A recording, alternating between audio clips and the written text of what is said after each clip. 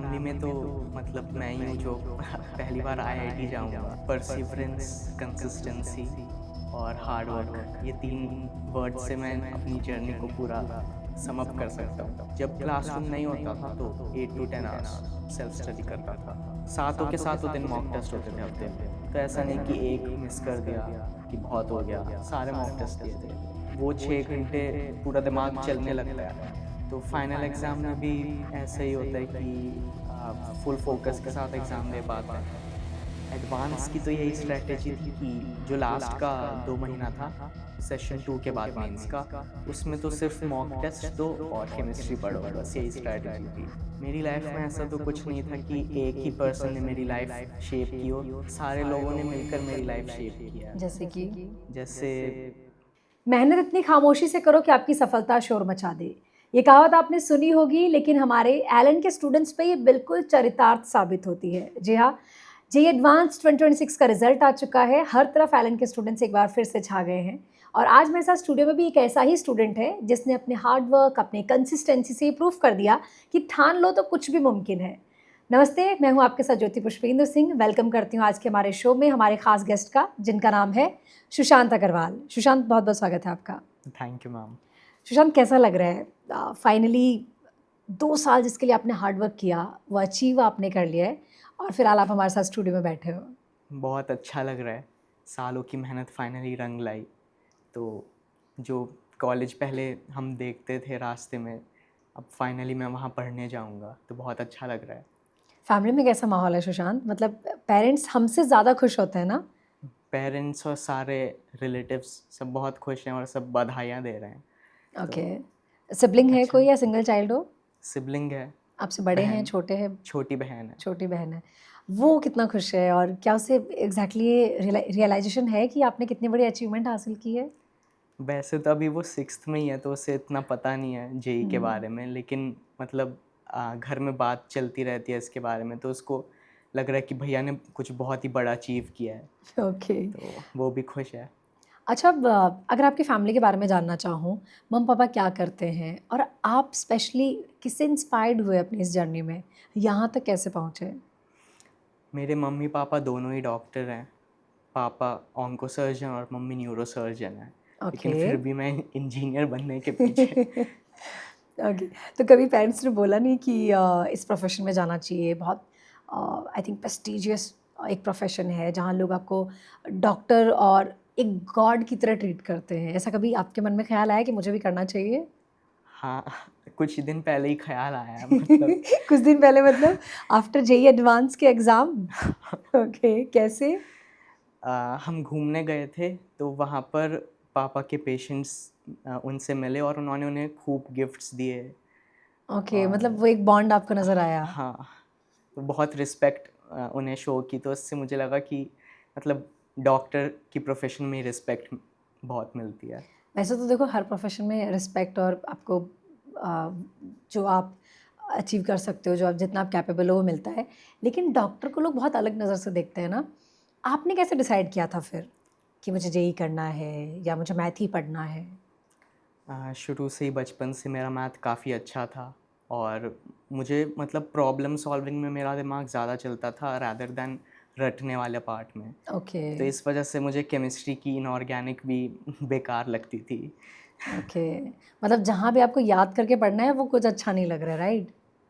मतलब मैं एनालाइज़ करता था चीज़ों को और फिज़िक्स इसलिए मुझे काफ़ी अच्छा लगता है ओके। और मैथ्स बचपन से अच्छा लगता था, अभी भी अच्छा लगता है।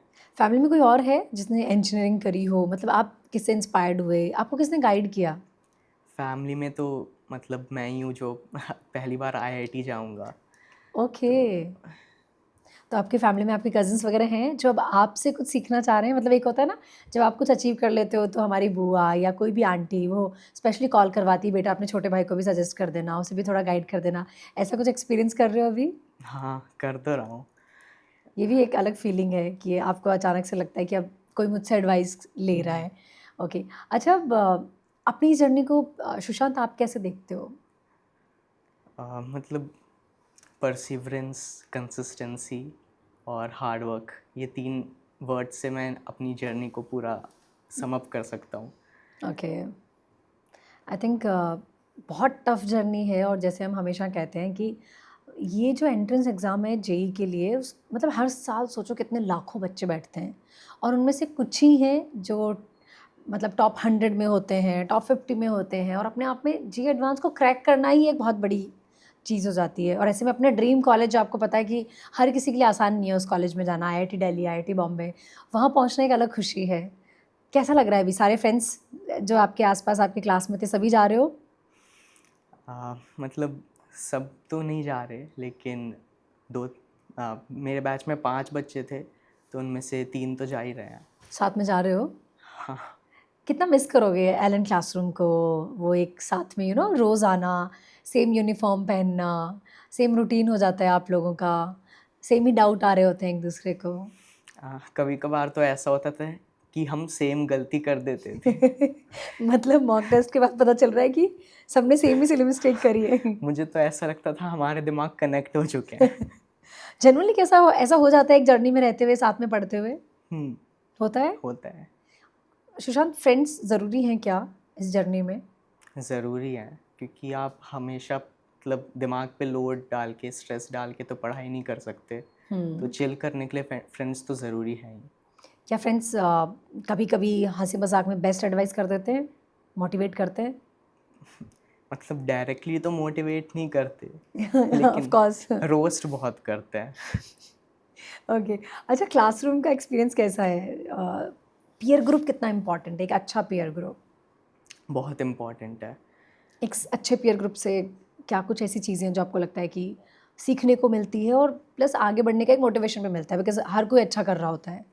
मतलब जैसे दूसरे स्ट्रैटेजी बनाकर पढ़ाई करते हैं, तो वो खुद को भी देखकर पता लगता है कि ये फॉलो करना चाहिए, इससे बेटर होगा। तो ओके। ऐसे ही मतलब औरों को भी देखकर खुद भी मोटिवेशन मिलता है। ओके। अच्छा, आपको अपना डे 1 याद है एलन क्लासरूम का? स्कूल से निकलने के बाद वो कोचिंग वाली वाइब कैसी थी?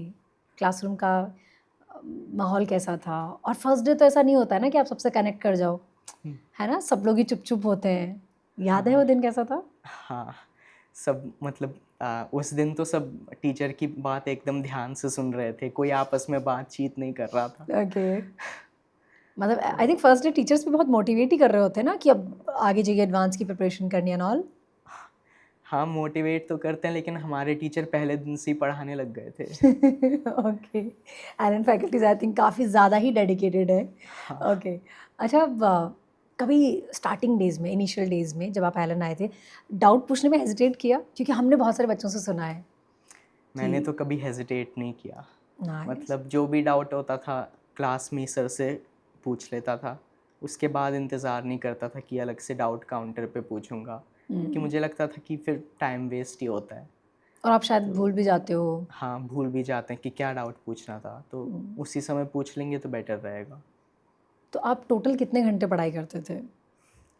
टोटल मतलब ऐसे मुझे याद तो नहीं है कितने घंटे पढ़ता था, लेकिन on an average 8 to 10 hours हो जाता था। मतलब क्लासरूम के को मिलाकर ना? हाँ, मिलाकर। जब क्लासरूम नहीं होता था तो 8 टू 10 आवर्स सेल्फ स्टडी करता था। ओके। और सुशांत का क्या वे है पढ़ाई करने का? कब आप पढ़ना पसंद करते हो? जैसे कुछ स्टूडेंट से हमने सुना है कि मुझे तो मॉर्निंग का टाइम बहुत सही लगता है, मैं जल्दी उठ जाता हूँ, पहले मैं अपना होमवर्क कंप्लीट करता हूँ, फिर मैं क्लास चला जाता हूँ। तो आप कौन से वाले स्टूडेंट हो जो बहुत लेट नाइट पढ़ता है या अर्ली मॉर्निंग पढ़ता है? मैं तो दोनों में से कोई भी नहीं हूँ। तो मतलब मैं उठता हूँ 6:30 7 ओ क्लॉक के आसपास, और पढ़ाई शुरू करता हूँ 8:30 के आसपास, ओके। और सोता हूँ 10:30 के 10:30 11 के बीच में। आई थिंक ये बहुत बेस्ट रूटीन आपने बना रखा है। हाँ, स्लीप आवर्स कितने हो गए इस हिसाब से? ऑलमोस्ट 8 आवर्स हो जाते थे। और एक अच्छी नींद बहुत ज़रूरी है आई थिंक हुँ। ना? ओके। और पीसीएम को आप कैसे मैनेज करते हो? किसको कितना टाइम देते थे?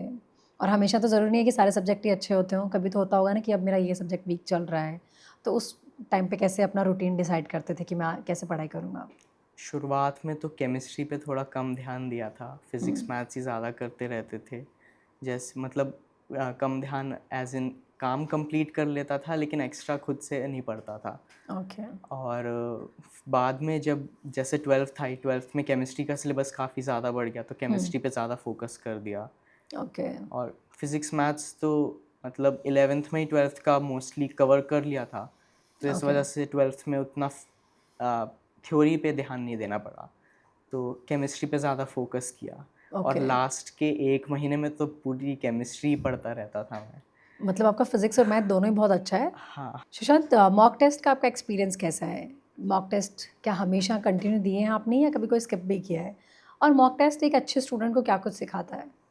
मॉक टेस्ट मैंने कभी स्किप ही नहीं किया। एक भी एग्ज़ाम 11th और 12th दोनों में? मतलब डेलिबरेटली स्किप नहीं किया, कभी छूट गया वो अलग बात है कि कहीं गए हुए हैं, ओके। लेकिन वैसे कभी डेलिबरेटली स्किप नहीं किया। सारे मॉक टेस्ट दिए थे। मेंस के टाइम पे रोज़ मॉक टेस्ट हो रहे थे, तो ऐसा नहीं कि आ, सातों के सातों दिन मॉक टेस्ट होते थे हफ्ते में, तो ऐसा ओके। नहीं कि एक मिस कर दिया कि बहुत हो गया। सारे मॉक टेस्ट दिए थे।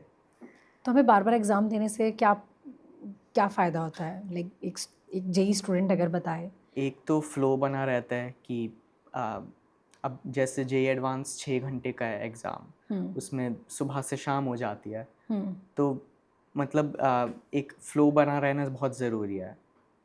आदत सी हो जाती है मॉक टेस्ट दे देकर कि वो 6 घंटे पूरा दिमाग चलने लगता है, तो फाइनल एग्ज़ाम में भी ऐसा ही होता है कि फुल फोकस के साथ एग्ज़ाम दे पाते हैं। इसी वजह से मतलब मॉक टेस्ट तो काफ़ी ज़रूरी है। ओके। और जेईई मेंस के एग्ज़ाम का एक्सपीरियंस कैसा था आपका? मतलब अगर सेशन 1 को अगर आप याद करके बताओ किस तरह का पेपर था? आपने किस एटीट्यूड से दिया? पेपर तो मैथ्स फिज़िक्स तो आसान ही लगी, और क्योंकि उसमें आपको पसंद हाँ, है। उसमें फुल आ गए मेरे। ओके, दोनों में ही? हाँ, दोनों में ही। ओके। और लेकिन केमिस्ट्री में थोड़ी मतलब कन्फ्यूजन की वजह से 2-3 सवाल गलत हो गए मेरे, 3 सवाल। ओके। अब ये देखो मतलब कितने डिफरेंट डिफरेंट स्टूडेंट से हमें मिलने का मौका मिलता है ना। जैसे कुछ स्टूडेंट होते हैं कि वो याद करने में बड़े कंफर्टेबल होते हैं, है ना? उनको सॉल्विंग में, पेपर सॉल्व करने में, मतलब जैसे ये फिज़िक्स और मैथ्स को जो इतने टफ क्वेश्चंस आते हैं उनके फार्मूलाज याद करके उनको सॉल्व करने में प्रॉब्लम होती है, और आपको केमिस्ट्री नहीं पसंद है इतनी। ओके। अच्छा, अब सेशन 2 का एक्सपीरियंस याद है आपको? क्योंकि सेशन 1 के बाद हमें काफ़ी सारी चीज़ों का आइडिया लग जाता है, तो ऐसे में हम वहाँ पे गलतियाँ नहीं दोहराते हैं। सेशन 2 का एक्सपीरियंस कैसा था और क्या मार्क्स एनहांस हुए थे? एनहांस तो नहीं हो पाए। पर आपने दिया ज़रूर था। दिया था। वो क्यों दिया था? लाइक आपका क्या मानना था? मैं सोच रहा था कि मार्क्स एनहांस हो जाएँगे, लेकिन मतलब केमिस्ट्री के 3 क्वेश्चंस में थोड़ा उनकी तरफ से एरर हो गया, मेंस ओके। वालों की तरफ से, तो ओके। 15 नंबर चले गए। और फिज़िक्स मैथ्स में भी इस बार 1-2 सिली मिस्टेक हो गई। ओके, आई थिंक इसमें ये होता है ना, जो हाईएस्ट मार्क्स आएँगे वही रहते हैं।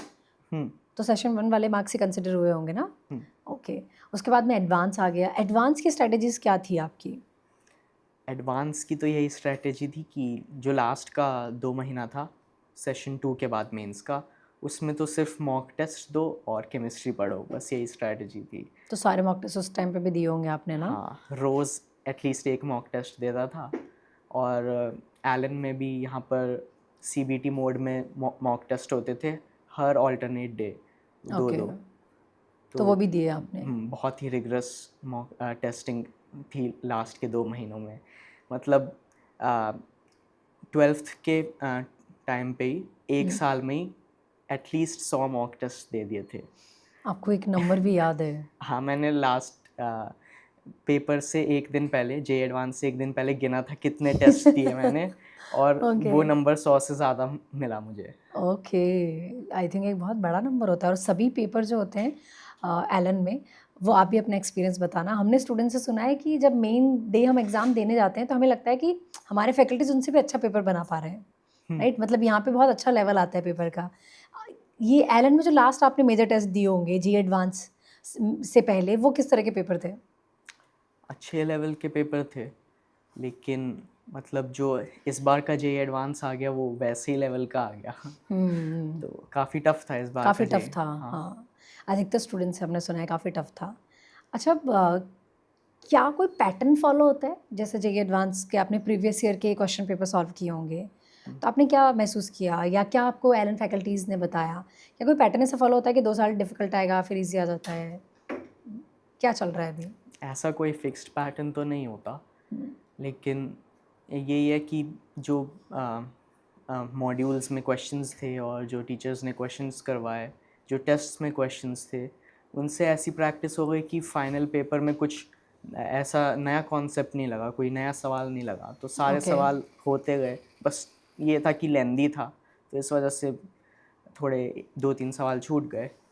ये सब नहीं बहुत सारे लेकिन स्टूडेंट्स से सुना है, जब हम एग्ज़ाम रिएक्शन लेने जाते हैं ना एग्ज़ाम सेंटर पे, तो स्टूडेंट्स का कहना था कि पेपर लेंदी था, मतलब डुएबल भी लग रहा डुएबल है तो था। बट लेंदी भी था, हम्म। राइट?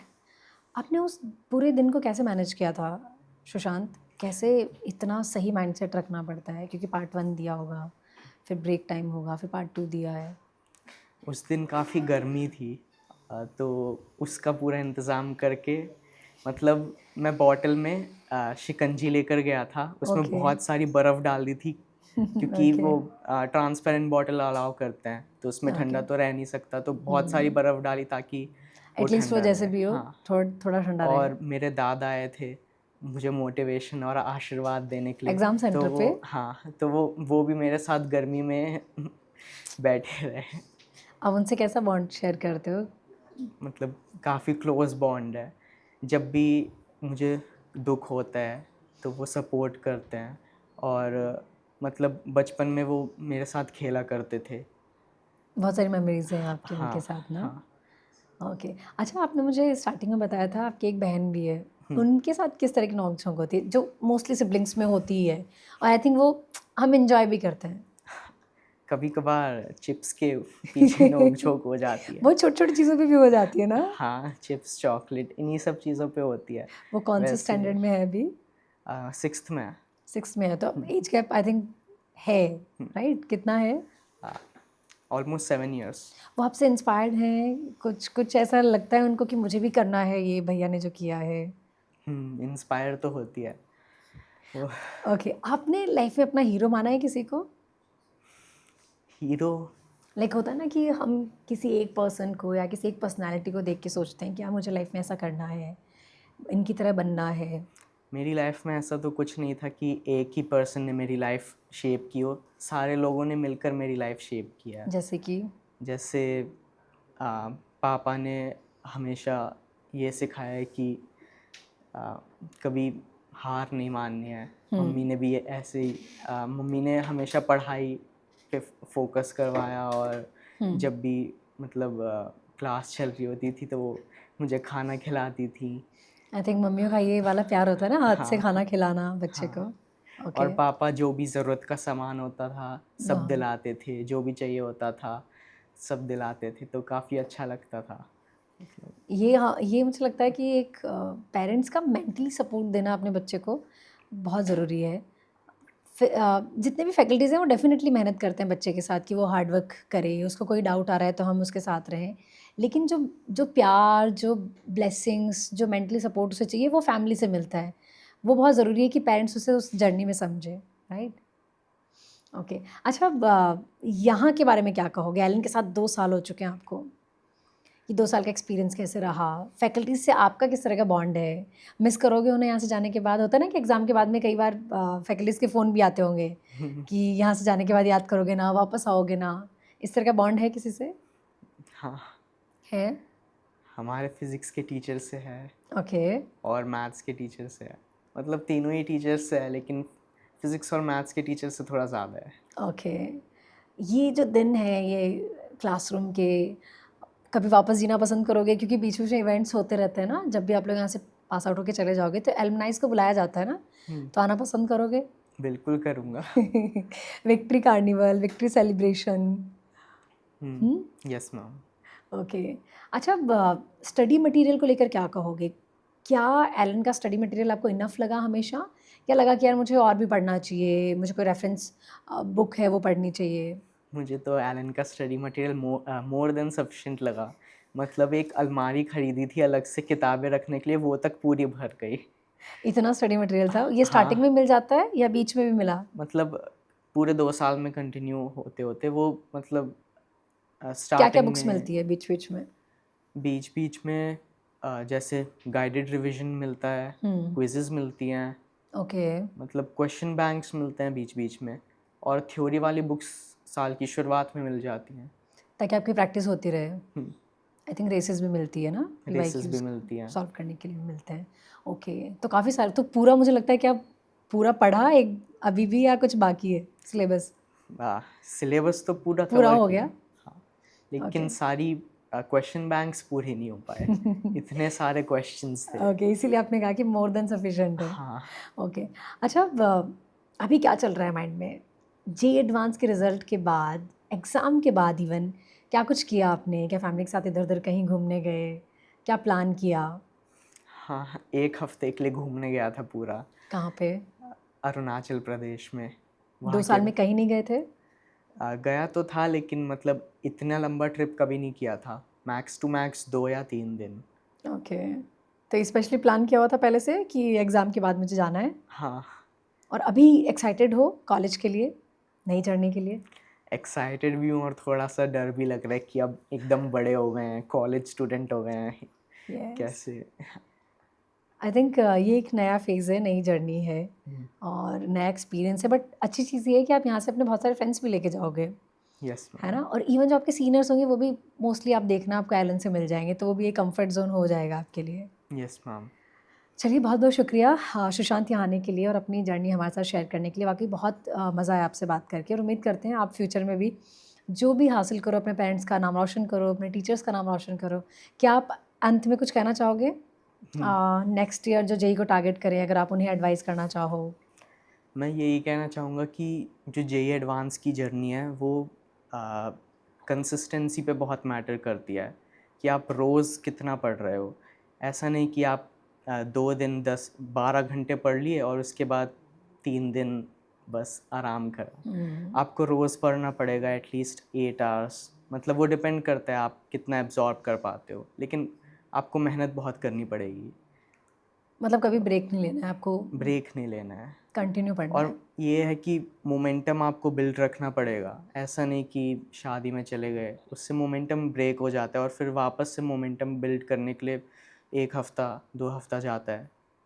तो बाकी लोग फिर आगे निकल जाते हैं उतने यानी में। कि फैमिली फंक्शंस आपको स्किप करने होंगे। हाँ, thank you so much Sushant यहाँ आने के लिए अगेन, एंड कांग्रेचुलेशन एलन की पूरी टीम की तरफ से। उम्मीद करते हैं लाइफ में आगे भी आप बहुत कुछ अचीव करो। Thank you ma'am. Thank you.